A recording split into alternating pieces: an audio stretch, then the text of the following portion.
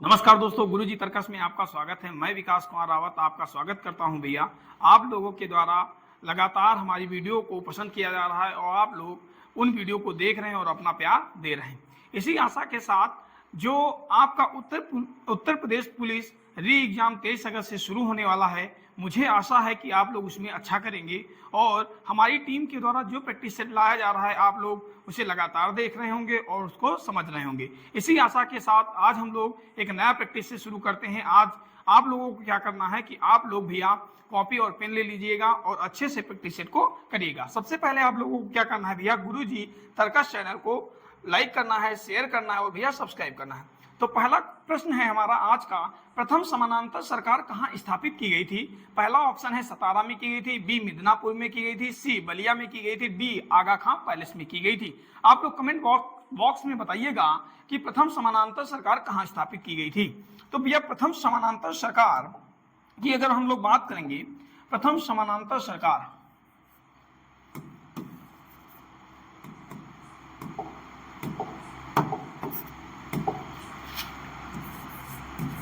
प्रथम समानांतर सरकार का अर्थ है भैया, समानांतर सरकार का अर्थ है, सरकार का अर्थ है भैया प्रजातंत्र का शासन। किसका शासन भैया? प्रजातंत्र का शासन, यानी जनता का शासन। और जनता के शासन के द्वारा ही सबसे पहले प्रथम समानांतर सरकार का गठन भैया, गठन कब किया गया भैया? तो गठन किया गया इसका 19 अगस्त 1942 को, 19 अगस्त 1942 को प्रथम समानांतर सरकार का गठन भैया कहां किया गया?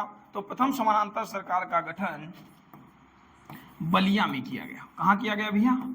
बागी बलिया के नाम से जाना जाता है।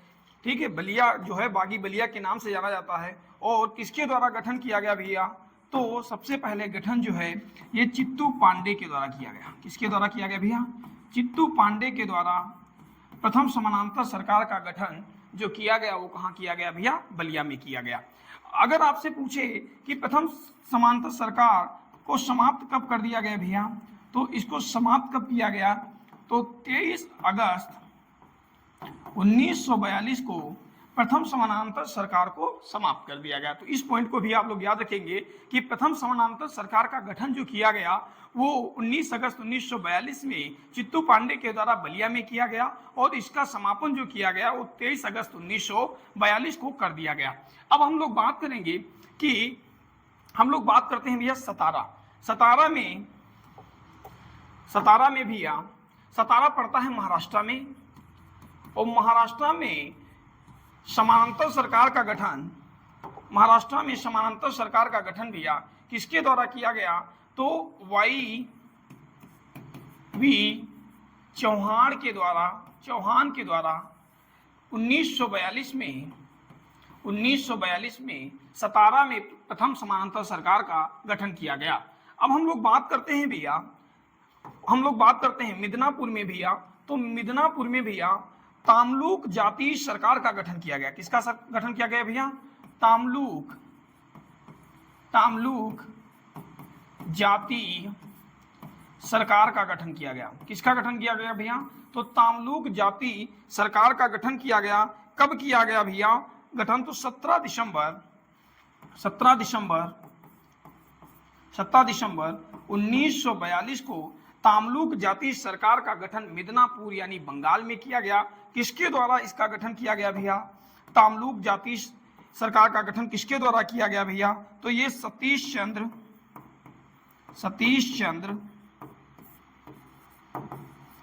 सामंत के द्वारा किया गया। किसके द्वारा किया गया भैया? सतीश चंद्र सामंत के द्वारा किसका गठन किया गया भैया? तो तामलुक जाति सरकार का गठन मिदनापुर बंगाल में किया गया। अगर आप लोगों से क्वेश्चन पूछे कि प्रथम समानांतर सरकार सबसे अधिक दिन तक कहां चली थी, तो प्रथम समानांतर सरकार जो है सबसे अधिक दिन तक सतारा यानी महाराष्ट्र में चली थी। कहां चली थी भैया? सबसे अधिक दिन तक कहां समानांतर सरकार चली थी भैया? तो सबसे अधिक दिन तक जो समानांतर सरकार है वो सतारा महाराष्ट्र में चली थी। और भैया अगर पूछे कि तामलुक जातीय सरकार का गठन कब किया गया भैया, तो 17 दिसंबर 1942 को तामलुक जातीय सरकार का गठन किया गया था। अगर आपसे पूछ रहा है कि प्रथम समानांतर सरकार का गठन कहाँ किया गया भैया, तो प्रथम समानांतर सरकार का गठन जो किया गया वो बलिया में किया गया। कहाँ किया गया भैया, बलिया में किया गया। किसके द्वारा किया गया भैया, तो चित्तू पांडे के द्वारा किया गया। आशा करता हूं कि ये क्वेश्चन आपको समझ में आया होगा।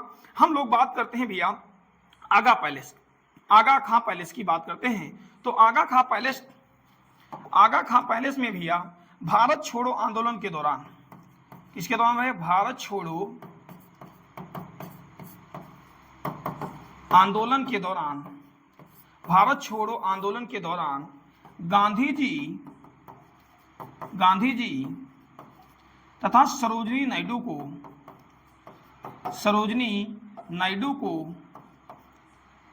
नायडू को आगा खां पैलेस की जेल में रखा गया था, या आगा खां पैलेस में रखा गया था। ये आगा खां पैलेस कहां पड़ता है भैया, तो ये पुणे में पड़ता है। कहां पड़ता है भैया, तो पुणे में पड़ता है। अगर आप लोगों से बात करें कि भारत छोड़ो आंदोलन की शुरुआत कब हुई, तो आप लोग कमेंट बॉक्स में बताइएगा कि भारत छोड़ो आंदोलन की शुरुआत कब की गई। ठीक है, आप लोग कमेंट बॉक्स में बताइएगा कि भारत छोड़ो आंदोलन की शुरुआत कब की गई और भारत छोड़ो आंदोलन का नेतृत्व किसके द्वारा किया गया, तो ये भी आप लोग कमेंट बॉक्स में बताइएगा। ठीक है भैया, ये भी आप लोग कमेंट बॉक्स में बताइएगा। ठीक है भैया, तो प्रथम समानांतर सरकार कहां स्थापित की गई थी, तो प्रथम समानांतर सरकार जो है ये बलिया में स्थापित की गई थी। ठीक है भैया, इसको याद रखेंगे।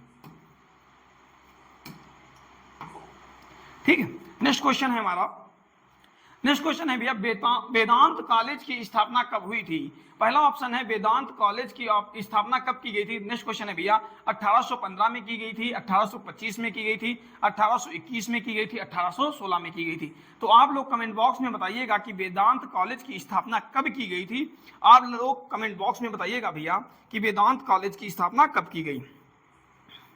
तो हम लोग बात करते हैं भैया 1815 में भैया आत्मी सभा की स्थापना हुई। किसकी स्थापना हुई, आत्मी सभा की स्थापना हुई 1815 में। 1825 में किसकी स्थापना हुई होती है भैया, तो 1825 में भैया वेदांत कॉलेज की स्थापना होती है। किसकी स्थापना होती है, वेदांत कॉलेज की स्थापना होती है, वेदांत कॉलेज की स्थापना होती है। 1821 ईस्वी में किसकी स्थापना होती है भैया, तो 1821 ईस्वी में कलकत्ता यूनिटेरियन की स्थापना होती है। किसकी स्थापना होती है भैया, कलकत्ता यूनिटेरियन की स्थापना होती है। किसकी स्थापना होती है भैया, कलकत्ता यूनिटेरियन की स्थापना होती है। अगर आपसे पूछे कि 1816 में किसकी स्थापना होती है भैया, तो 1816 में भैया वेदांत सोसाइटी की स्थापना होती है। किसकी स्थापना होती है भैया, वेदांत सोसाइटी की स्थापना की जाती है।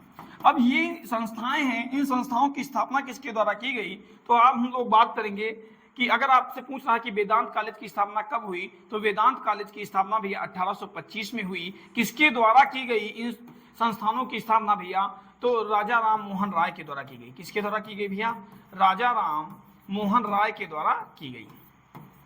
राजा राम मोहन राय के द्वारा वेदांत कॉलेज की स्थापना की गई। अब हम लोग चर्चा करेंगे भैया वेदांत कॉलेज की, हम लोग बात करेंगे भैया राजा राम मोहन राय के बारे में थोड़ा चर्चा करेंगे। राजा राम मोहन राय के बारे में बात करते हैं। राजा राम मोहन राय, राजा राम मोहन राय। राजा राम मोहन राय का जन्म जो है भैया ये कहाँ हुआ था, ये बंगाल के हुगली जनपद में हुआ था। हुगली जनपद के राधानगर गांव में हुआ था। कहाँ हुआ था भैया, राधानगर गांव में 1772 ईस्वी में हुआ था। कब हुआ था भैया, 1772 ईस्वी में राधानगर गांव में हुगली जनपद में बंगाल में हुआ था। किसका जन्म हुआ था भैया, तो राजा राम मोहन राय का जन्म हुआ था। राजा राम मोहन राय को आधुनिक भारत का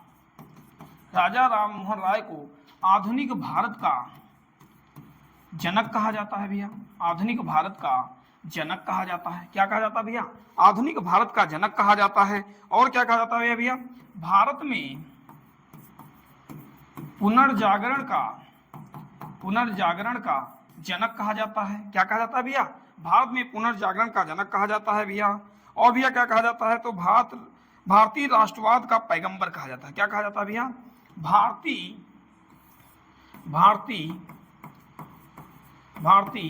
राष्ट्रवाद का पैगंबर कहा जाता है। किसको कहा जाता है पैगंबर? भारतीय राष्ट्रवाद का पैगंबर। तो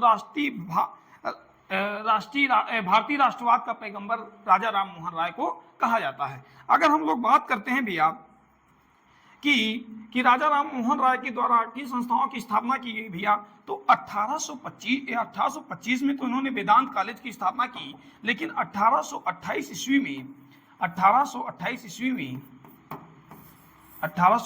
ईस्वी में राजा राम मोहन राय के द्वारा ब्रह्म समाज की स्थापना की गई। किसकी स्थापना की गई भैया?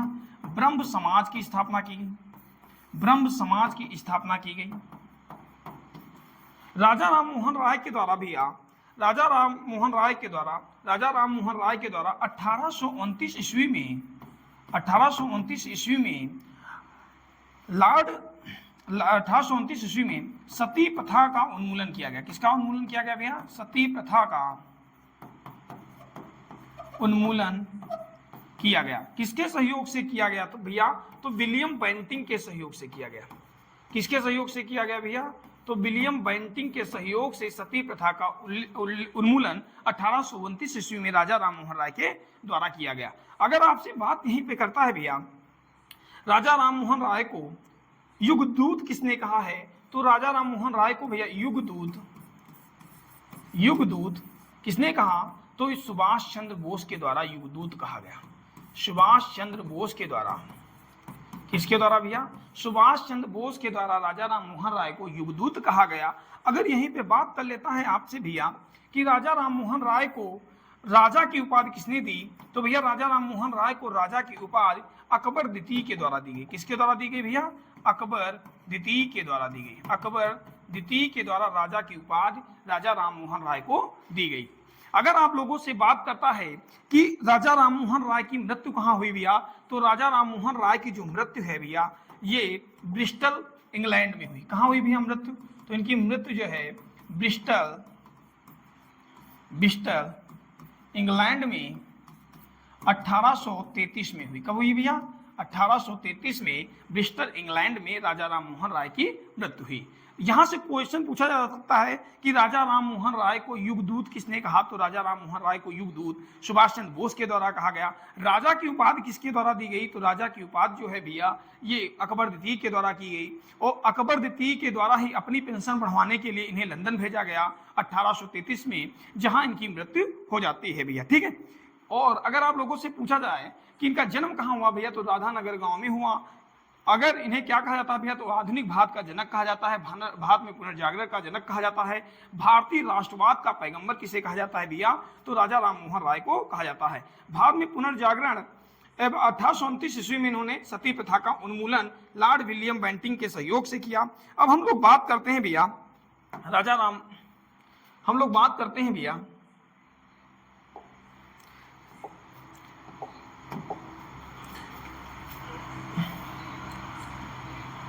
मोहन राय की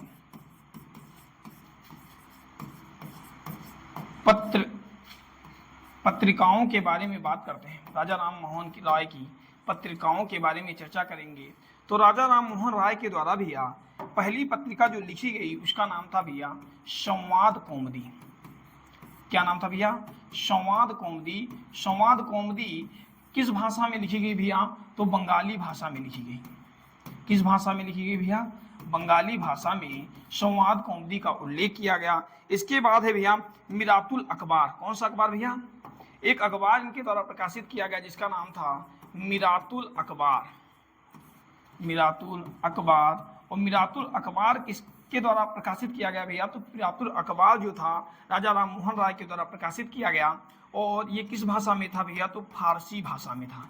किस भाषा में था? तो फारसी भाषा में मिरातुल अखबार का प्रकाशन किया गया। किसके द्वारा किया गया है? तो राजा राम मोहन राय के द्वारा किया गया। अगर आप लोगों से पूछे कि तुहफात अल मुआविदीन तुहफात अल मुवाहिदीन मुहाविदीन। पुस्तक के लेखक कौन है भैया? तो पुस्तक के लेखक कौन है? तो पुस्तक के लेखक राजा राम मोहन राय है। कौन है भैया? राजा राम मोहन राय। कब लिखी गई ये पुस्तक भैया? तो ये पुस्तक लिखी गई 1809 में। कब लिखी गई भैया? 1809 में तुहफात अल मुहाविदीन पुस्तक लिखी गई। किसके द्वारा लिखी गई भैया? तो राजा राम मोहन राय के द्वारा लिखी गई। अब हम लोग नेक्स्ट क्वेश्चन की बात करते हैं, नेक्स्ट क्वेश्चन की चर्चा करते हैं। तो क्वेश्चन कह रहा है भैया उत्तर प्रदेश में न्यूनतम मजदूरी अधिनियम कब से लागू किया गया? मोस्ट इंपॉर्टेंट क्वेश्चन है, पूछा जा सकता है क्वेश्चन पेपर में कि उत्तर प्रदेश में न्यूनतम मजदूरी अधिनियम कब से लागू किया गया? तो पहला ऑप्शन है 1946 में, 1947 में, 1948 में, 1950 में। तो उत्तर प्रदेश में भैया हम लोग बात करेंगे 1948 में उत्तर प्रदेश में न्यूनतम मजदूरी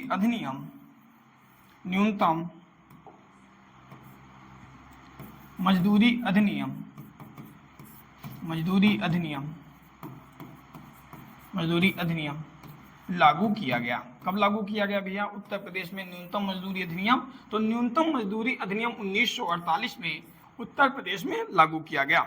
अगर आप लोगों से बात कर लेता है यहाँ पे मजदूरी भुगतान अधिनियम कब आया? मजदूरी भुगतान अधिनियम कब लाया गया भैया? तो मजदूरी भुगतान अधिनियम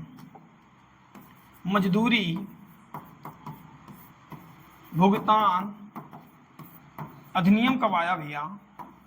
तो मजदूरी भुगतान अधिनियम भैया 1936 में आया। कब आया भैया? 1936 में आया। कब आया? 1936 में आया। तो इसको भी याद रखेंगे कि उत्तर प्रदेश में न्यूनतम मजदूरी अधिनियम कब से लागू किया गया? तो 1948 में। मजदूरी भुगतान अधिनियम कब आया भैया? तो 1936 में जो है ये मजदूरी भुगतान अधिनियम आया। अब हम लोग चर्चा करेंगे नेक्स्ट क्वेश्चन की। नेक्स्ट क्वेश्चन है हमारा भैया वंदे मातरम योजना किसके लिए चलाई जा रही है? देशभक्ति के लिए चलाई जा रही है, गर्भवती महिला के लिए चलाई जा रही है भैया, सी ऑप्शन है राष्ट्र ध्वज के लिए चलाई जा रही है, डी अनुसूचित जनजातियों के लिए चलाई जा रही है। तो वंदे मातरम योजना जो है भैया ये वंदे मातरम योजना किसके लिए चलाई जा रही है? तो वंदे मातरम योजना जो है ये गर्भवती महिलाओं के लिए चलाई जा रही है। करंट का क्वेश्चन है, पूछा जा सकता है कि वंदे मातरम योजना किसके लिए चलाई जा रही है? तो वंदे मातरम योजना जो है भैया ये गर्भवती महिलाओं के लिए चलाई जा रही है। नेक्स्ट क्वेश्चन की बात हम करते हैं। तो नेक्स्ट क्वेश्चन है भैया रामसर सम्मेलन संबंधित है, किससे संबंधित है? पहला ऑप्शन है वन्य जीव से संबंधित है, बी वाला ऑप्शन है जैव विविधता से संबंधित है, सी है मॉन्ट्रियल प्रोटोकॉल से संबंधित है, डी ऑप्शन है आर्द्रभूमि से संबंधित है। इस क्वेश्चन को आप लोग जानते होंगे कि जो वन्य जीव अधिनियम है ये भैया वन्य जीव अधिनियम